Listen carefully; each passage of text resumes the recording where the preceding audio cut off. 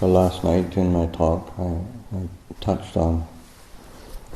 perception and how it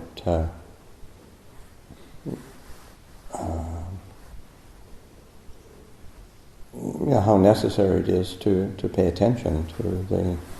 the way that our perceptions condition us, and then also say, rather than just the trying to find a one-word definition, really trying to get a feel for the whole sphere of what that encompasses in terms of that sense of recognition of something, dependent on memory or the associations that we have, the assumptions that we have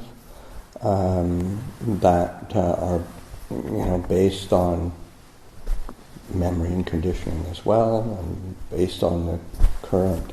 sense contact, and but then there isn't the idea of like a pure perception or a pure cognition are a bit elusive, just because that's the nature of conditioning, and there's all these different assumptions that oftentimes we're just not aware of, and that's exactly why we need to be investigating and reflecting and paying attention, because that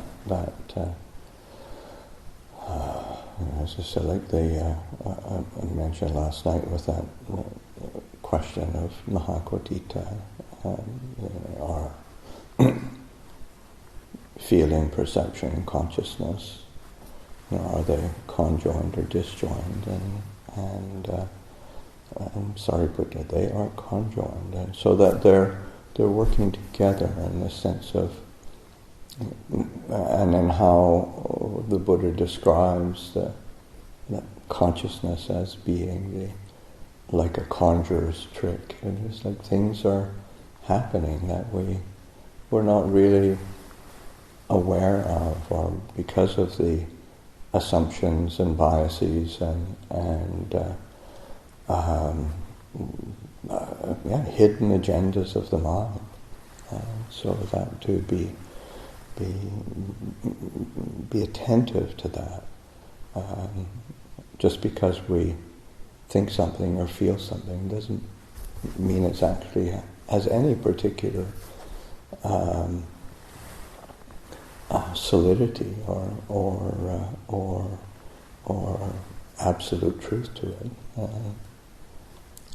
They just very simple, like the perception of life, in terms of how long can we reasonably expect to live, and of course all the agendas of our mind and our biology and whatnot are we've got a whole plan of what we think is going to be our life, and where we're going to go, and what we're going to do, and who we're going to be with, and the Buddha, of course, brings us back to reality, and so the only the reasonable expectation of one's life and one's lifespan should only be the time it takes for the breath to come in and then ready to sort of go out again, or the breath to go out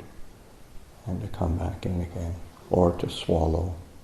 one mouthful of food. That's the reasonable assumption of what your lifespan is going to be, what you can plan on for this life, and that doesn't really. What about my plans? What about my preference? Well, forget it. I mean, that's the. If you're going to, that's how perception works. But your reality is very different. So that it's one of the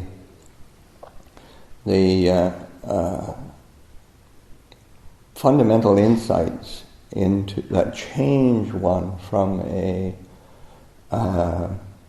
say a putujana,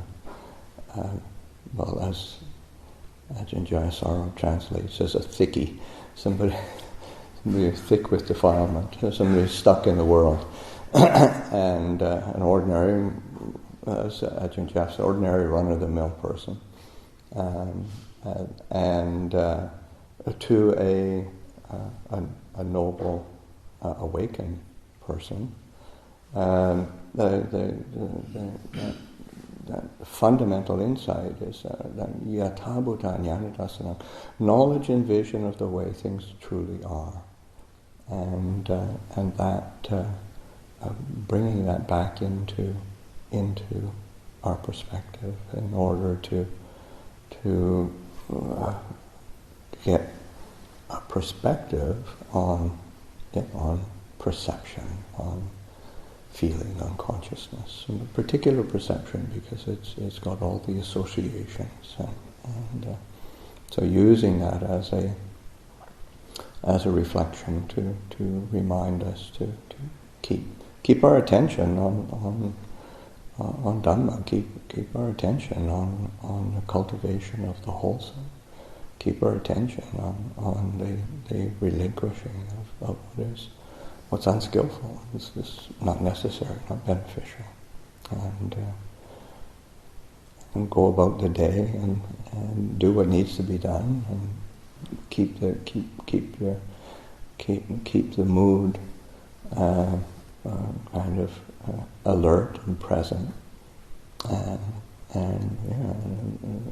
whatever one's doing, do a good job of it.